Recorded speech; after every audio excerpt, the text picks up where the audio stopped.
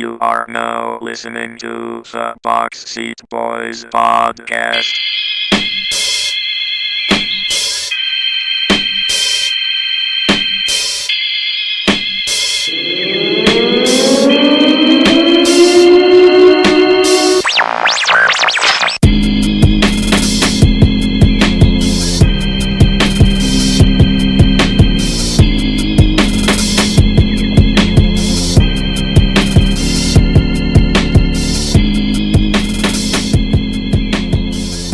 What's up, guys? It's Josh back with another episode of the Boxy Boys podcast. We had a lot going on last week. We had Thanksgiving. I can't forget that. I hope everyone had a great Thanksgiving. Ate really well. I'm still trying to recover from that. But in the sporting world, we had a lot of things going on. So let's get right into the headline section of the show. Boxy Boys Sports Headlines. So right off the jump, huge college football playoff implications going on Saturday. We had Alabama. They were playing Auburn. They went down. Alabama just made so many mistakes. Didn't look good at all. But I'll tell you this. Auburn, they look like the real deal. Auburn is always a pretty good team, but they this year look like a team that for real could win a national championship. And that was something after the Clemson game. I thought they were okay. They're going to be a good team, top 15 team. You know what? This team is for real. And then you had Miami also go down. Miami was number 2. They lost to Pitt, a 4-7, well, now 5-7 Pittsburgh team who isn't even going to go to a bowl game. So we are going to have a new number 1, a new number 2,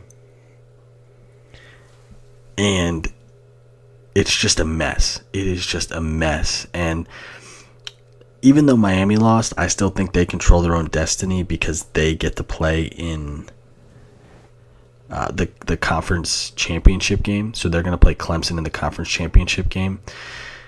Alabama, though, it might be a long shot for them. It might be a long shot.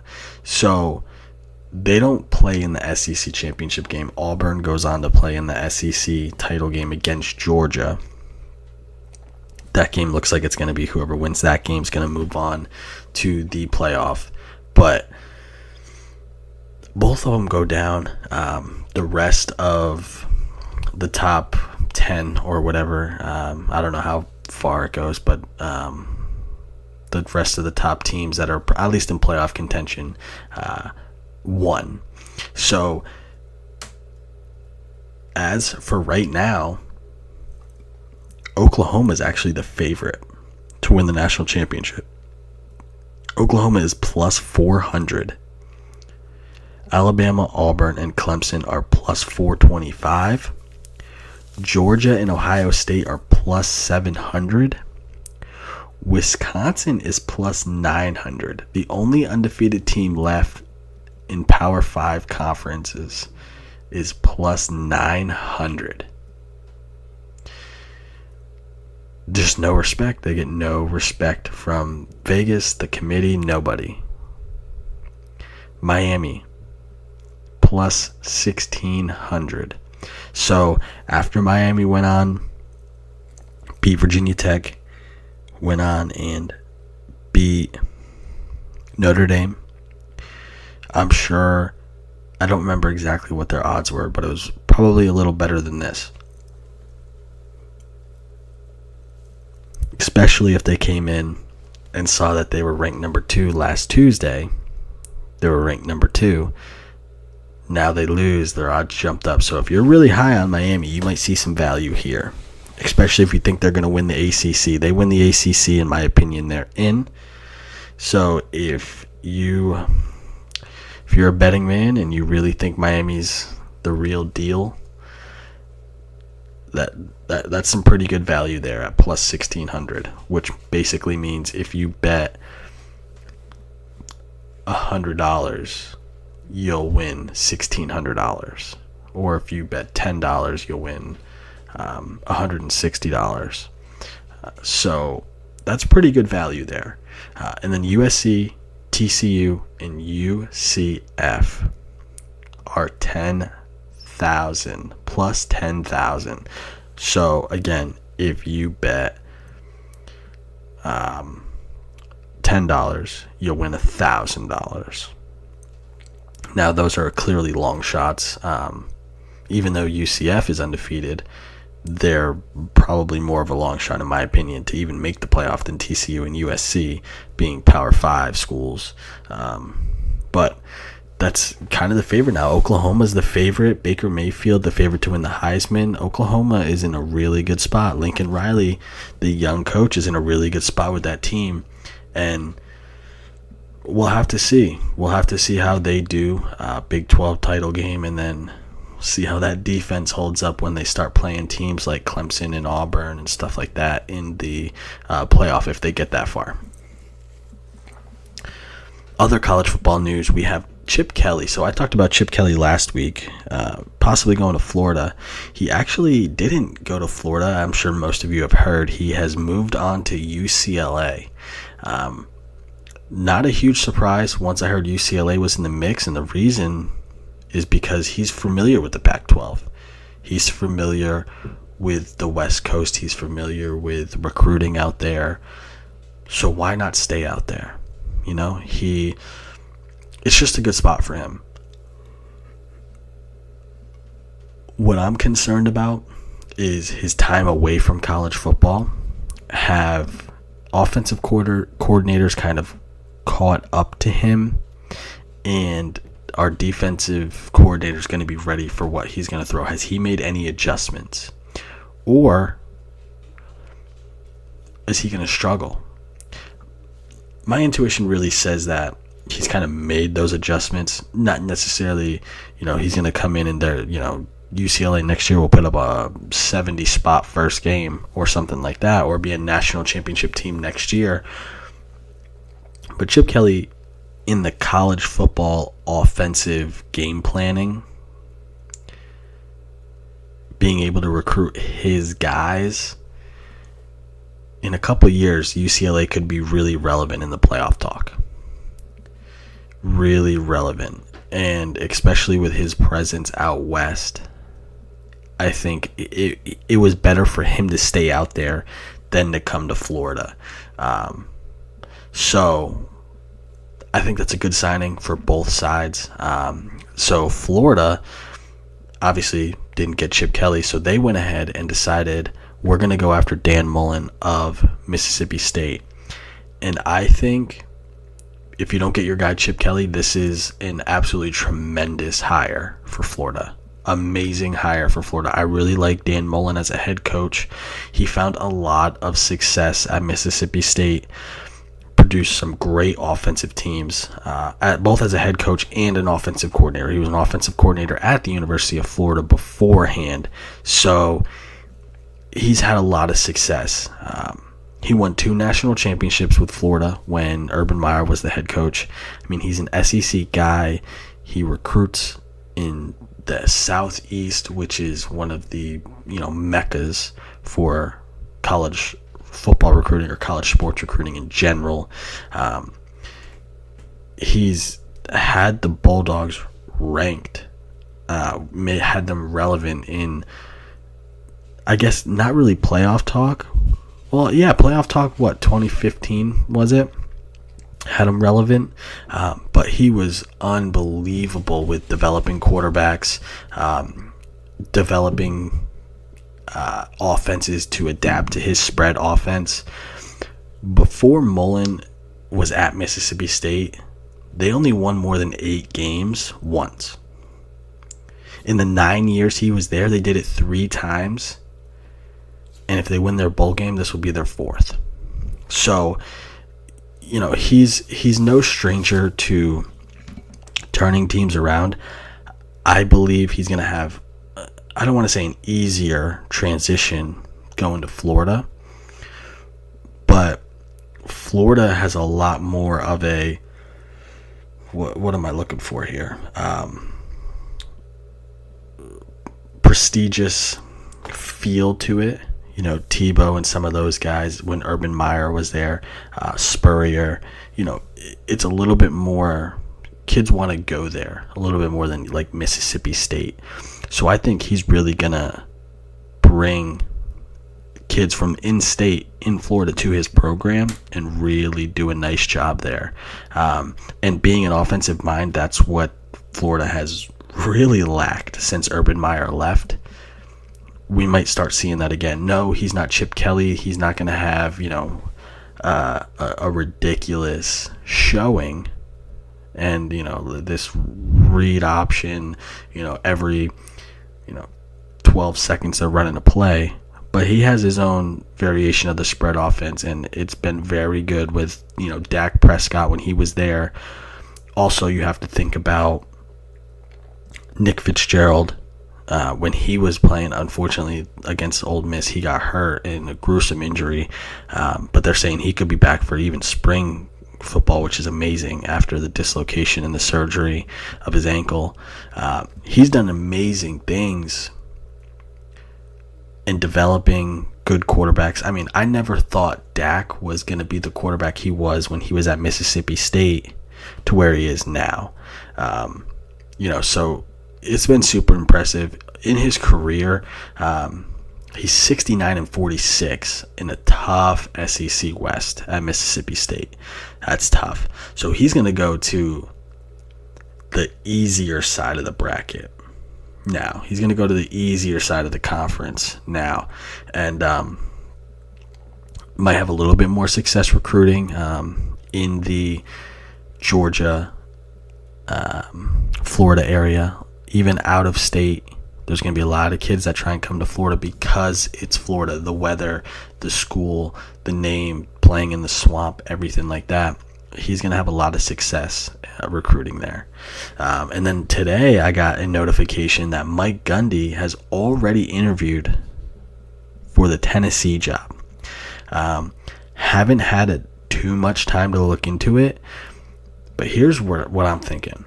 So Mike Gundy's had crazy success at Oklahoma State, but here Mason Rudolph will be gone.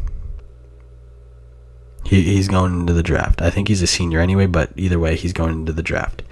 I believe James Washington and Aitman are also seniors, the two top receivers for the team. So you really have one big-time starter, returner coming back on the offense, and that's Justice Hill. And he's a phenomenal running back. But either way, you have to rebuild. You're going to either rebuild at Oklahoma State, or you can go to the SEC and rebuild a Tennessee team. Now, Tennessee is probably going to be a little bit harder to rebuild because they're not necessarily the best SEC team. They've always been competitive or middle of the pack. They're pretty bad this year. But you also are probably going to get a pay raise being at Tennessee. A lot of the top players want to go play for an SEC, ACC school.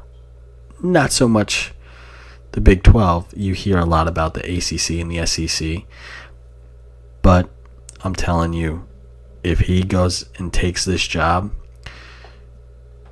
it's not going to be a turnaround. He's not one of those guys that's going to come in, everything's going to click, and he's going to be good to go next year or in 2 years. I would give him a 3-year window, get his recruiting classes in there before you start seeing a 9-3 Tennessee team, anything like that. And especially with the SEC declining a little bit, maybe not necessarily the best conference in college football anymore, this might be the best time for him to jump in and really few years could have Tennessee at the top. Him and Mullen could be fighting for an SEC championship spot in the East in 2 or 3 years. So I think that wouldn't be a bad spot for him. The only thing that would keep me away, and I don't know for Mike Gundy how he is recruiting in that Florida, Alabama, the Carolinas, the bordering states of Tennessee. You want, the Southeast definitely, but then up into the Carolinas and everything. How comfortable is he recruiting there compared to where he is in Oklahoma and Texas and Kansas and stuff like that? So that's something he has to weigh. Can he comfortably rebuild the team and recruit well enough to rebuild that team where he is? But yeah, there's a lot. We have I don't know, Nebraska, I forget. There's other teams out there. Even Sumlin at Texas A&M has been talked about, losing his job. It's always that coaching carousel now as teams are starting to play their last games that you're going to hear. So keep an eye on those, because it's always interesting to see where some guys land. And I think so far with the Chip Kelly, the Mullen, those two guys are really good hires for those teams. So we'll have to see how that transitions in the future. On to some baseball talk here. So a lot of talk around Otani. I'm not even going to try and pronounce his name correctly, but it's like Otani, something like that. What I'll call him, and what a lot of people are calling him, is the Babe Ruth of Japan. So obviously you hear that creates a lot of excitement, and there's a lot of excitement around the league because this man is a dual threat. He's a dual threat guy. At the plate, on the mound, he can do it all, it seems like. Here's what I've gathered from my little bit of research. He has like a 2.5 ERA in over 500 innings pitched. His fastball's over, 100 miles an hour. His last 2 seasons, his batting average has been 325, 326-ish. He is the real deal. Right now, it seems like the Yankees are the front runner. It seems, and it really shouldn't be a surprise. The Yankees, also the other front runner, shocker, the Dodgers. Those two teams doesn't even surprise me that they're in the talks. But here's what's happening. What I find really interesting is he's going around to every team and asking what their plan is for him. He's basically saying, hey, where are you going to use me? How are you going to use me? Kind of what's the deal here before making a decision, and he'll just take it from there. And I think that's crazy smart. I think that's crazy smart for him to just not take the best signing bonus. From what I did read, I think he's 25 or gonna be 25. He'll sign for the league minimum to start. There is I believe it's $20 million international posting fee. And his signing bonus, I would guess, would be less than that. I don't think he's going to get $20 million. I would say he's probably going to sign for the league min, get 12 to 15 million signing bonus. That's just my guess. Here's the other thing. If he knows he's going to sign for the league min, and I don't know the regulations behind it. It said because he's 25, he will sign for the league minimum. I don't know how that correlates. I don't know how that translates to the league min. Haven't looked into it. But if that's the case, no matter what, and the signing bonus is the only difference, that puts a lot of teams in play because they're not eating capital for 10 years or 8 years, anything like that. Like, for example, we talked a lot about Giancarlo for the last couple shows, last couple weeks. If he had the opportunity to sign a contract like that, which I don't think a team would, but if he had that opportunity, there's not a lot of teams that can go out there and say, hey, we'll give you $25 million for 12 years or 10 years or whatever. There's not a lot of teams that do that. So if he was chasing the money, it would make a big difference. But it was looking like he's just looking for the right fit, which is super important for a player, but also a team to know, hey, this is what we can offer you in terms of playing time, in terms of positioning, and we'll give you X number of dollars as a signing bonus. The Yankees seem like the front runner always, but I really have no idea where he's going to land, and it's really interesting. Apparently there's between 6 and 8 teams that really have a good shot at getting him. I'll have to look more into it on who exactly those 6 to 8 teams are, but I really think there's going to be some teams when he starts talking to, maybe teams out west or in the National League where he can hit a little bit more, he might land out there. Also, Yu Darvish is getting a lot of talks lately, and the number one team that's interested in Yu Darvish is, or I should say, are the Twins. And I do understand the Twins had a great year. They made the wild card game. They were contenders last year, but they also lost 100 games the year before. They have just over $70 million committed in their payroll next year, $15.8 million in arbitration. With those numbers, their payroll's far less than it was in 2017.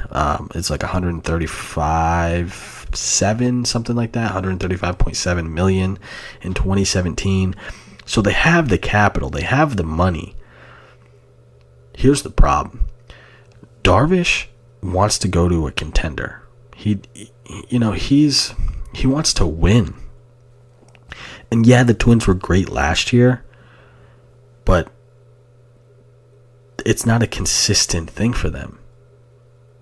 Are they going to be the Twins of last year, or are they going to go back to losing 100 games? Or are they going to meet right in the middle and win 75 games? 80 games.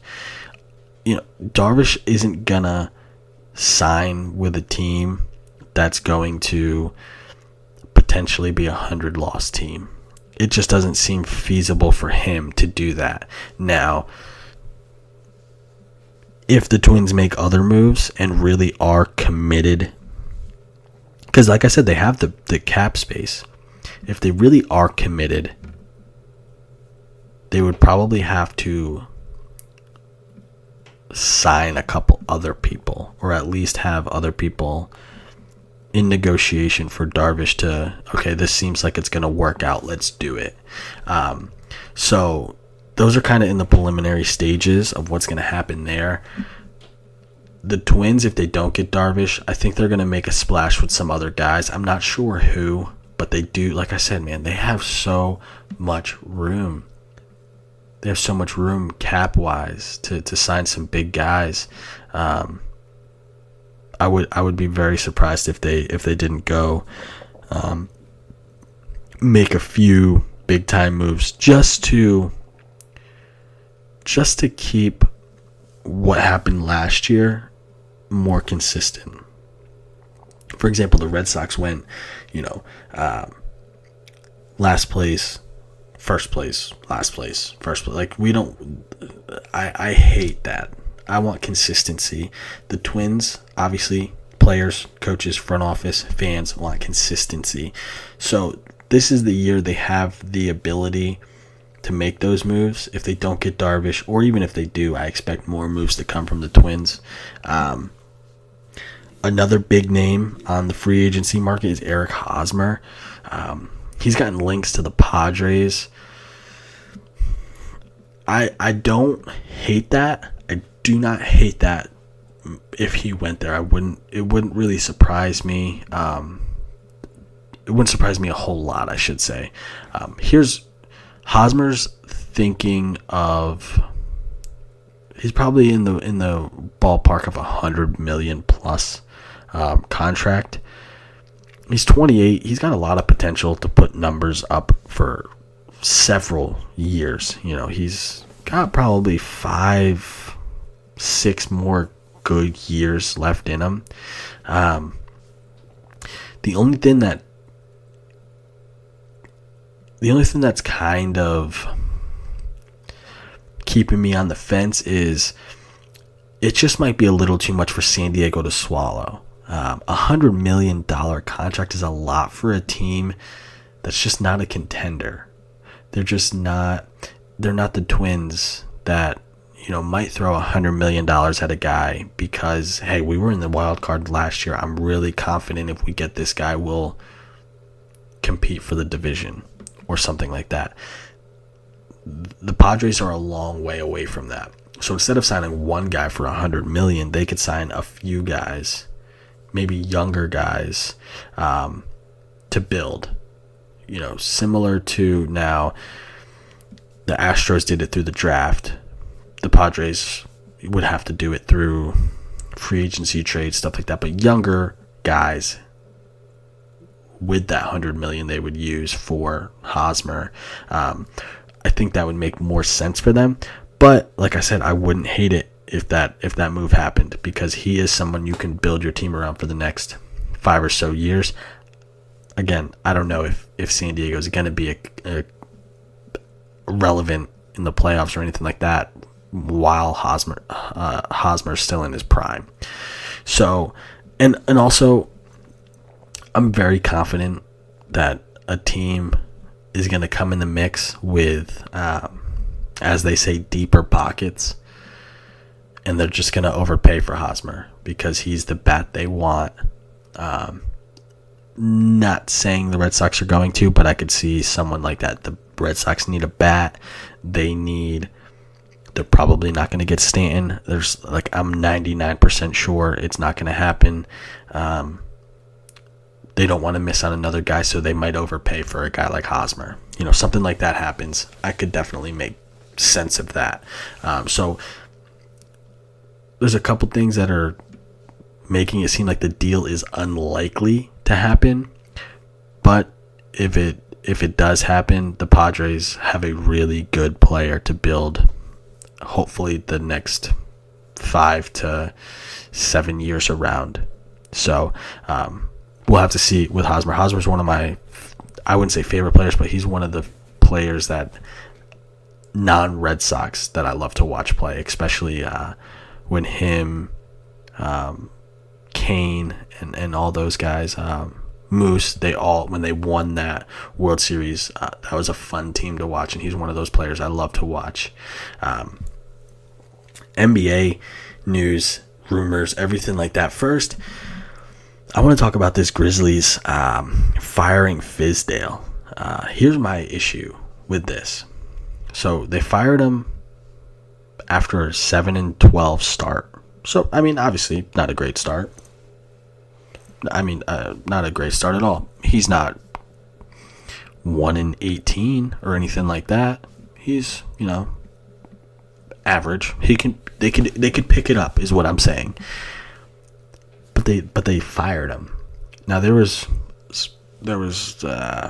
Gasol and him had issues from what I understand, but something's just off to me. They hired him in 2016. They were a playoff team. His second year, this is his second year. They get off to a slow start, and he's out. I think there's just something. There's something not adding up, and I have a feeling there's gonna be something that comes out that just that makes sense. Something that comes out on ESPN or Bleacher Report, and you're just like, okay, that's why he got fired, not because of the 7-12 start. NBA players around the league are even confused. Dwayne Wade comes out and says, man, I need answers. LeBron, something's not right, or, I need answers. I think he said almost the same thing, but he's like, it's like he was a fall guy. The famous Chris Carter, get yourself a fall guy. It looks like the Grizzlies did that with Fizdale. I'm not sure exactly what's going on. But like I said, he was a playoff team. He brought them to a playoff appearance last year. And through 19 games, you just fire them because you're 5 games under. A lot of time to turn the season around, and you just, nope, it's not going to happen. We're only going to get worse, or we're just going to stay bad. So we're gonna get rid of them. It's just, something's not adding up, and I'd be interested to see what happens in the future, story-wise, with this whole firing, because I just feel like something's going to come out. It just doesn't make sense. Also, DeAndre Jordan is all over the trade rumor circuit. All over it. The latest buzz, the Cavs have been willing to move Tristan Thompson for, I would say, a while now. They haven't obviously pulled the trigger. They haven't been actively shopping him as far as I know. I don't follow the NBA trade rumors as closely as other sports, but as far as I know, they're not actively shopping him. If you're gonna move Tristan Thompson and get DeAndre Jordan, it makes sense. Not my favorite move, but it makes sense. Here's why I wouldn't do it if I'm the Cavs. So, DeAndre Jordan has a $24 million player option for next year. If he stays with the Clippers, he's going to opt out. If he goes to the Cavs, they're not going to restructure the deal. He's probably going to opt out because I have a feeling LeBron is not staying.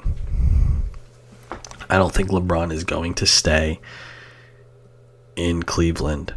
And then why would DeAndre Jordan stay in Cleveland?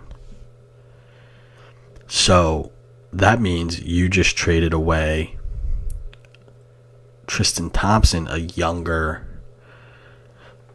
maybe he hasn't lived up to what DeAndre Jordan has so far. But you're going to trade him away, who's under contract till 2020, I believe, for this year. So if you do that, what you're telling me is you're just trying to win this year.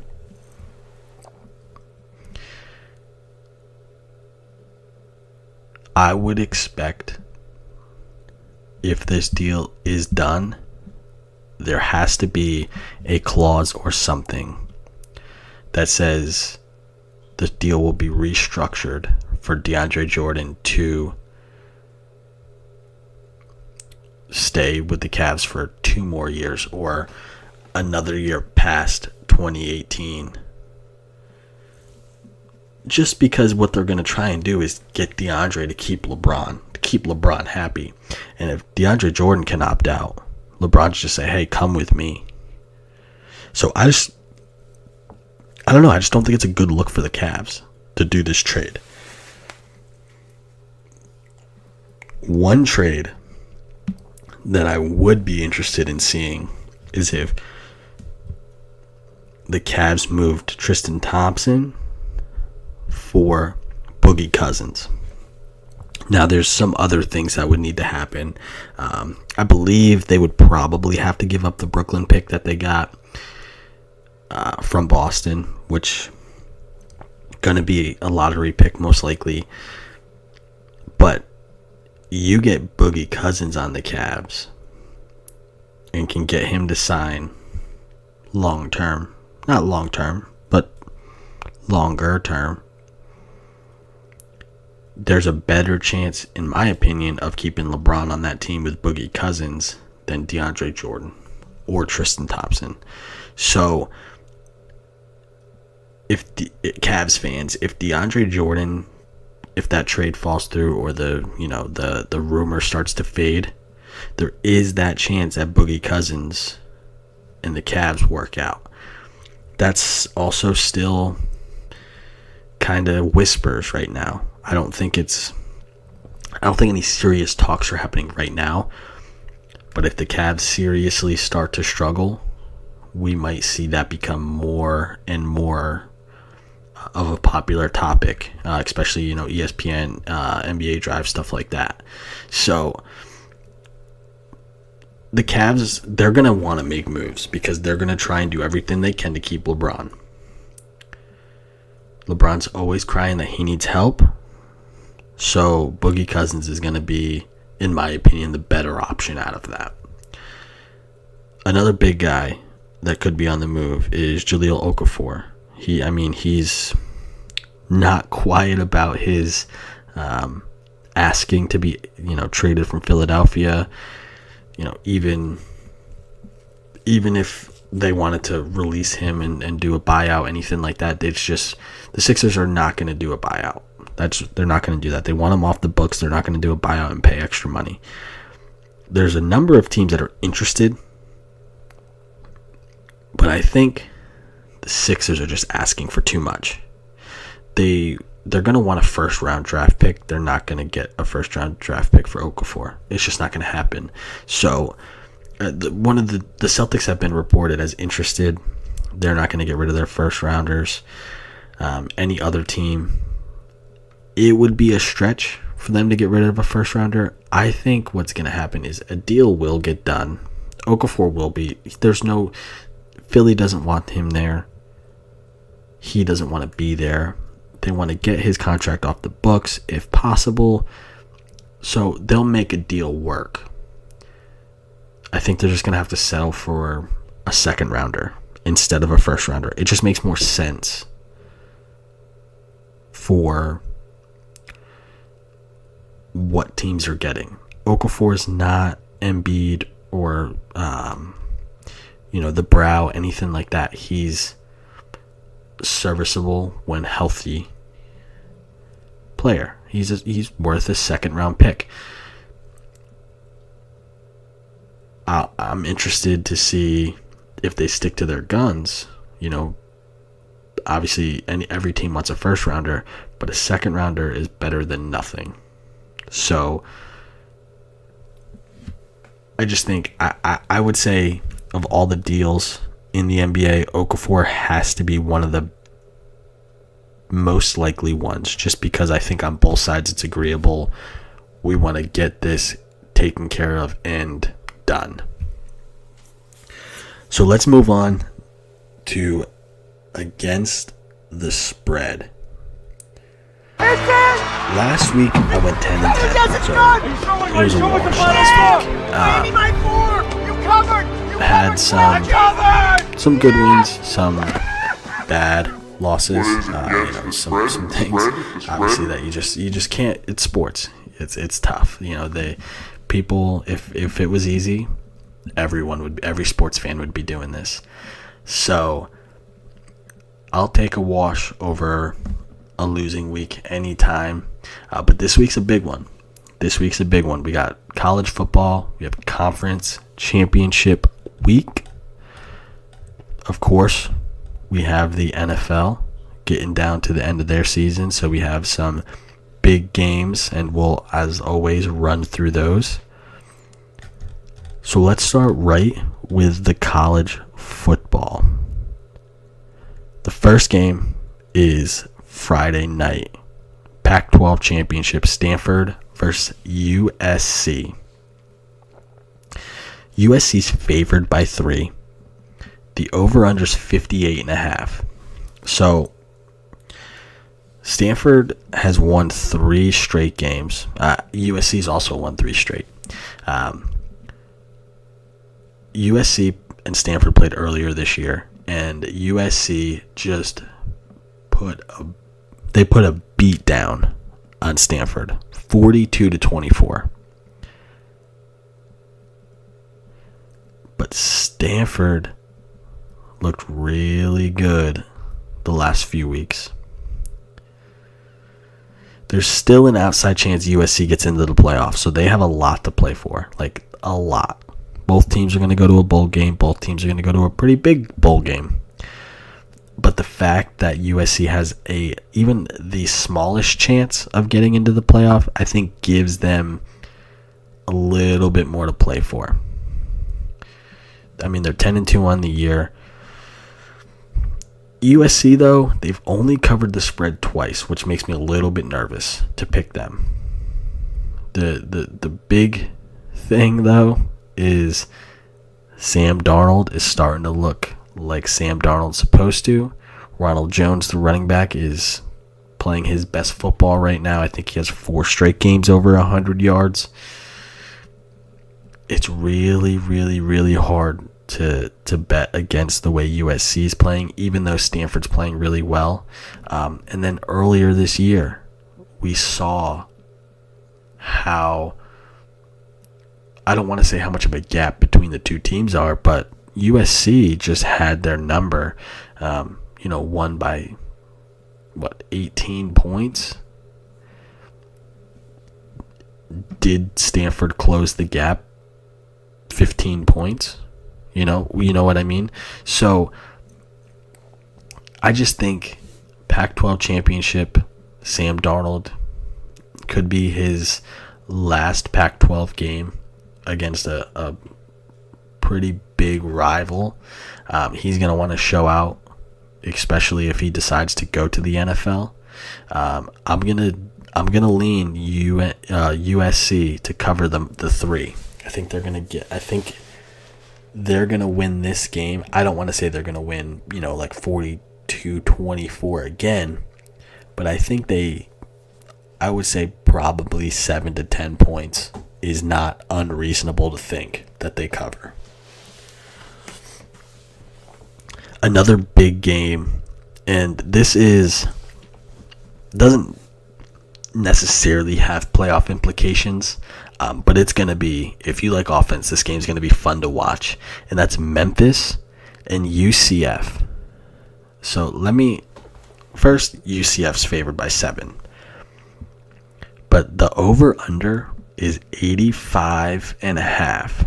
So I've also seen 82.5, but 85.5. UCF undefeated. There's obviously people who, mostly UCF fans, are going to say, hey, we're undefeated, we should be in the playoff. They're a group of 5 team. They're not. It's just, it's so hard with their strength of schedule, their, football power index, everything like that, their FPI. It's tough for the committee to put them in the playoff. Do I think they would be able to compete? Yes and no. Yes and no. They would have to play, I think, a perfect game to compete with Auburn or Oklahoma or something like that. But I think they would be able to at least hold their own if they played a really good game. But anyway, Memphis, their only loss this year has been to UCF, and they got creamed 40-13. Memphis in their last 2 games scored 70 points and 66 points. And then UCF has scored 45 plus in their last 3 games. So it's safe to say there's going to be a lot of points, in that 85.5 line makes a little bit of sense. But you have to look at what happened their last time they played. 53 points total.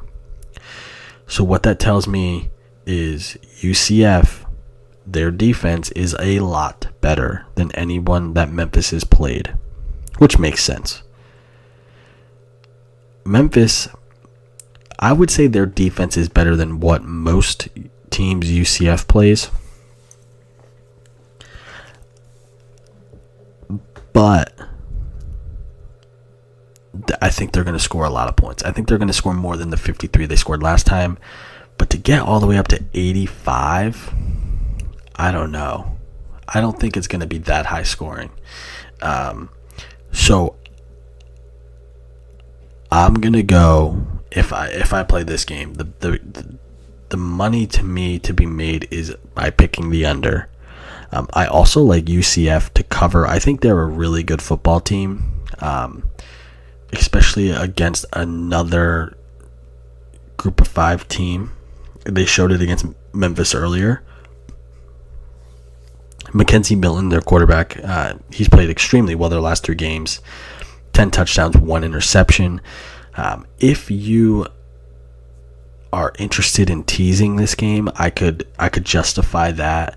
UCF to minus 0.5, and then the under would be 88.5. Or excuse me, the under would actually, that was based on the 82.5. So the under would actually be 92. Under 92. That's insane. Yeah, if you want to tease this and go under 92 and then UCF basically just has to win, I mean, that creates a lot of value. There is always that chance that both teams score. Think about it this way. The way that it's set up, if the game was 45 to 40 or 42 to 40, it would still be under. Like, that's a lot of points. So if you want to tease it, definitely respectable, definitely makes sense. I think outright the under is the play, and UCF to cover -7 is the play as well. So a double dip in that game a little bit. I think that's going to be a fun one to watch. A lot of offense though, for sure. Back into more of the playoff type scenarios here. The Big 12 Conference Championship game back. TCU is going to be playing Oklahoma. Man, Oklahoma has a lot riding on this game. Oklahoma wins, they're in the playoff. TCU wins, they have a shot. They're not in. They have an opportunity to be in. They're going to still need some help. Oklahoma won the previous meeting 38-20. But here's the interesting thing. It looks like, okay, they beat them by 18 points, 3 scores. Oklahoma scored all of their points in the first half. So TCU didn't have an answer at all in the first half. Second half, they figured it out. So if you're TCU, you have to be really confident with the fact that you were able to go into halftime, make an adjustment, and then stop one of, if not the best offense in the country. I mean, TCU comes in, they have the 8th ranked scoring defense, 34th ranked scoring offense. That's pretty balanced. That's pretty good. Everybody knows Oklahoma's offense. Everybody has been witness to how bad their defense can be. Here's the thing. If they truly figured out how to slow down Baker Mayfield and are able to keep Oklahoma at bay for a whole game, not just a half, because you saw what happened. Oklahoma scores 38 points in one half. That might be enough to win. Then TCU has a really good opportunity to win if they really did figure it out. Unfortunately, I'm not confident that they did, because now you gave Oklahoma time to say, okay, what did they do? Baker Mayfield time. Okay, what did they do to stop me last time? How did they stop us last time? Lincoln Riley is an amazing coach. He'll figure it out. So I don't expect them to stop Oklahoma. Contain them, maybe. Not stop them. And I like Oklahoma to cover the 7. I think Oklahoma -7 is also extremely good value. I think Oklahoma and Baker Mayfield want to be in the playoff. Probably more, especially with Baker's mentality. I don't know if it's just because it's showcased more. It just seems like he wants it more than anybody else. And I think he's going to prove that against TCU in the championship game. The SEC championship game, also obviously Saturday. Georgia will be playing Auburn. Now, Auburn has been the hot team. I mean, 3 weeks ago, they beat Georgia. They won 40-17. Last week in the Iron Bowl, they just beat number 1 Alabama 26-14. They look good, like unbelievably good. I truly believe Auburn is a top 2 team in the nation. I think they are. If it's not Clemson, honestly, I think Clemson overall might be the best. But Auburn, the way they played against Georgia, and I guess the way they dominated the game. Like, the Alabama game was a 12-point game, but they dominated. They really did dominate that game. So Georgia and Kirby Smart need to come in, make big-time adjustments. I wouldn't be surprised if this game is definitely closer, because 40-17 is unbelievable. But he had the opportunity to watch film against Georgia, like what Auburn did against his Georgia team. He's able to watch film on that. But also, he watched the Bama game and say, okay, what did Bama do? You know, he was the old defensive coordinator there. He's still close with Saban. I would not be surprised in any way if they have connected and talked.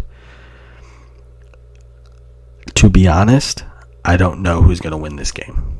No, I mean, nobody does, obviously, but to pick this game, I thought Georgia, talent-wise, was better. Auburn's a really hot team right now. Both teams, whoever wins this game is in. I would like to say Auburn is going to win this game, but I'm not confident enough to take them -2.5, especially because I have the utmost respect for Kirby Smart and his ability to make adjustments on defense. So I'm not sure. Here's what I'm thinking if I do play this game. Auburn has shown the ability to make big plays. Their running back is unbelievable. They have great playmaker. I mean, they ran the same screen to both sides of the field. Like, it seemed like almost every play that they threw the ball in the first quarter against Alabama. Alabama knew it was coming when they stacked receivers and just couldn't stop it. It was first down or at least 5 yards. I think Auburn can really score 21 plus on anyone they play. Georgia's going to make adjustments. I think the Auburn team is also going to make adjustments. I mean, they threw everything at Alabama and surprised them. I think they're going to do the same thing at Georgia. So Georgia, I think, is going to be able to score more than they did last time. You see a defense more than once, you should be better than how you performed. So 17 points, I think another 10 points or so is reasonable to get out of Georgia. I think this game's going to be close. I think if I do play it, I'm going to take the over, which is very hard for me to do with Auburn's defense, because I hit last week on the under with Auburn, Alabama. But the fact that they've seen each other already, I think the adjustments that are going to be made on both offenses are going to be the difference. And this could be like a 28-27 game, something like that. So I'm not going to pick a winner. I just think the over would be the play if you do play that game. We got 2 games left. Miami at Clemson. Clemson is favored by 9.5. The over-under is 47.5. The last time these two teams played was back in 2015. Obviously, Miami was a completely different scenario than they're in now, but Clemson rolled 58-0, and it was pretty embarrassing for Miami. Now, obviously, I don't anticipate anything like that happening again. Miami just got knocked off by Pitt for their first loss. Everyone was talking about how good Miami was because of their games against Virginia Tech and Notre Dame. I always blank on that. Against Notre Dame, they destroyed Notre Dame. But here's the thing, Miami, again, struggled against the lower competition. Now, Clemson is clearly not Pitt, is clearly a better team. But when a team plays to their competition, it makes it so difficult to pick. So some of the things I look for were like, how does Miami do on the road, or in this case, a neutral site game? Miami doesn't do well in neutral site games. This is a new territory for this team, playing in the ACC championship game for the first time in a while. Clemson was here last year. Clemson, in my opinion, is the most complete team in the country. They only lost one game. They lost to Syracuse. Yes, it was not a pretty loss, but they've been rolling since. Just because I'm not sure what Miami team we're going to get, I don't really know how to play this one. So just general terms, when you have a conference championship game, two teams seem to be pretty evenly matched. If we get the best of both teams, I'm going to play it like this. I'm going to wait to see how the line moves. If the line moves over 10, I'll take Miami plus 10. Anything around 7.5, 8, I'm likely to take Clemson. If this stays at 9, 9.5, I'll probably not play it. I'll probably sit on the sideline for this one, just because I'm not sure, again, what Miami team we're going to get. If I really wanted to play this game, here's how I would do it. I would wait to see how the line moves. If it stays constant, the over-under stays constant, I would probably tease this, do Clemson -3, and then maybe over 41. That's probably what I would do. But I'm hoping we see a little bit of line movement before Saturday morning. We probably won't see it as drastic as, down to 7.5, but we might see it get over 10 to 10.5, and that's when I might take Miami for that game. And then the last big game is the Big Ten championship, which is Ohio State at Wisconsin. Ohio State -6.5. The over-under is 53. First thing that comes to mind, they're the only undefeated Power 5 team left, and they're the underdog in this game. I understand. Wisconsin's been bashed by the media, by the committee. I've even said it. Who have they played? But they're the only undefeated Power 5 team. There's been other teams out there that haven't played anybody that aren't undefeated. Miami just lost to Pitt is a perfect example. So it is what it is. Ohio State, a lot of people are going to side with Ohio State just because Ohio State, JT Barrett, nobody really knows how good technically Wisconsin is, because who have they played, like always. But Ohio State and JT Barrett looked bad last week. They looked bad against Michigan. JT Barrett, he got hurt. The whole camera guy incident, I don't even know. Urban Meyer wants a full-on investigation and all of that garbage. I don't know what happened, but I do know that he didn't play well. The backup came in. I don't even know his name. He came in and looked really good, like phenomenal. So I'm assuming JT Barrett's going to play. But if he doesn't, I don't know if that's necessarily a bad thing for Ohio State. I mean, that backup came in and looked good. The only issue is Wisconsin's front seven is a lot better than Michigan's front seven, in my opinion.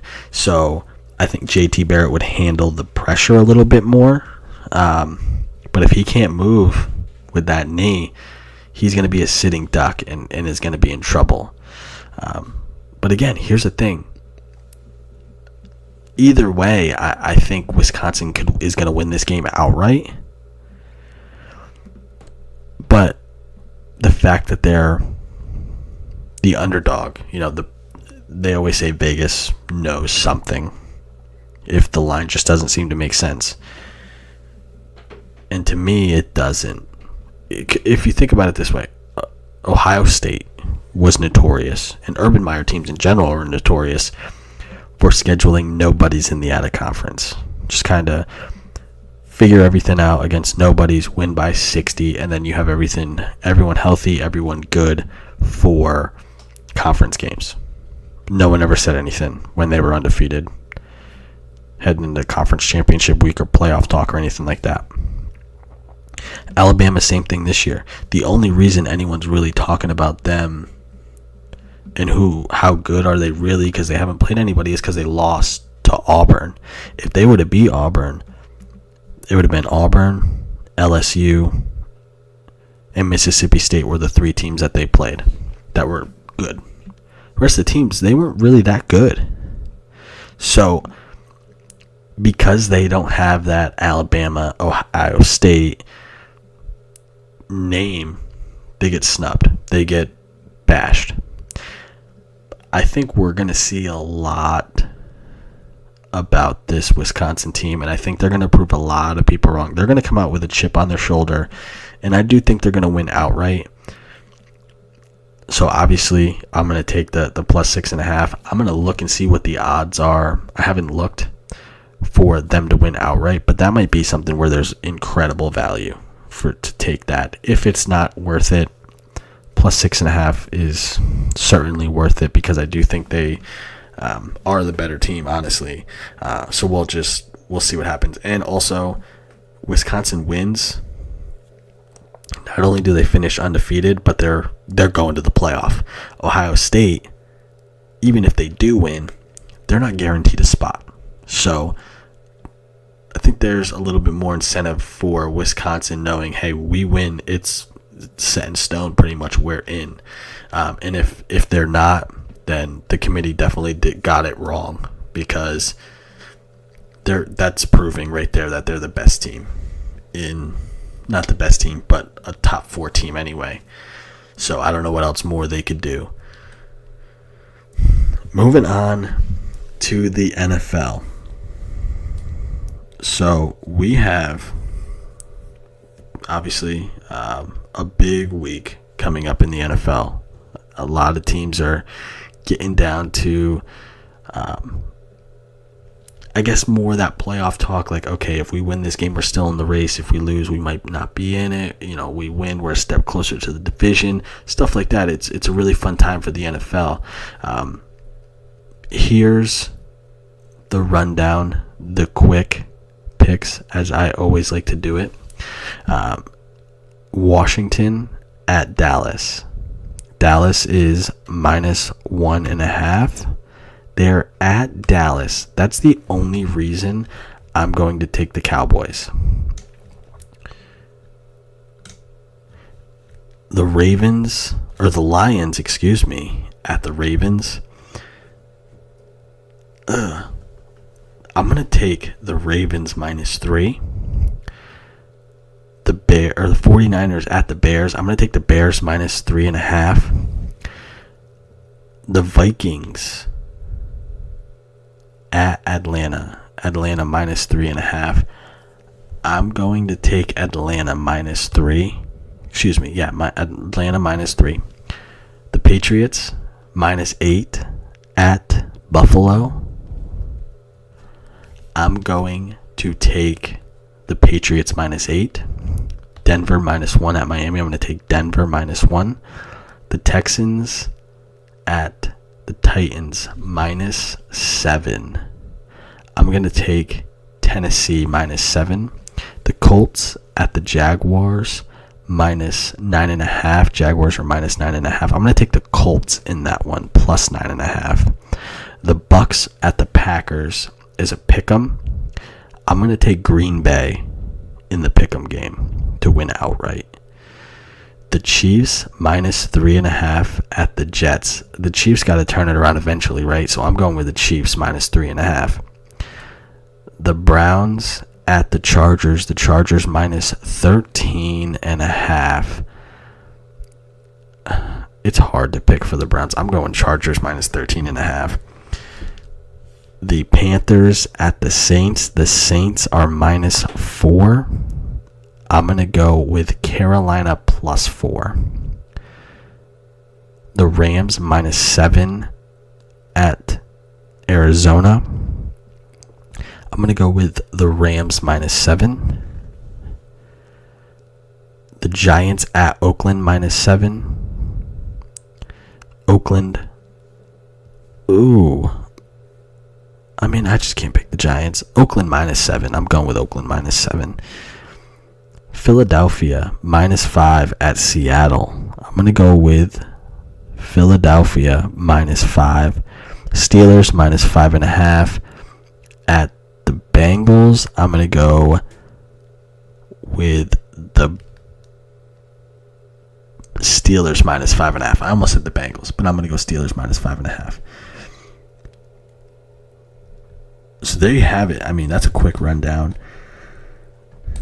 The NFL, I mean, it's so weird. One week you'll have, the Giants winning a game.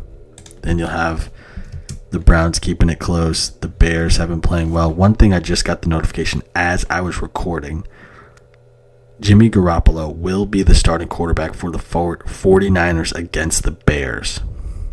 So I picked the Bears -3.5. I'm going to stick with that, but you might be able to see that line come down a little bit and head towards maybe a 1.5 or something like that, because some money might flow into the 49ers.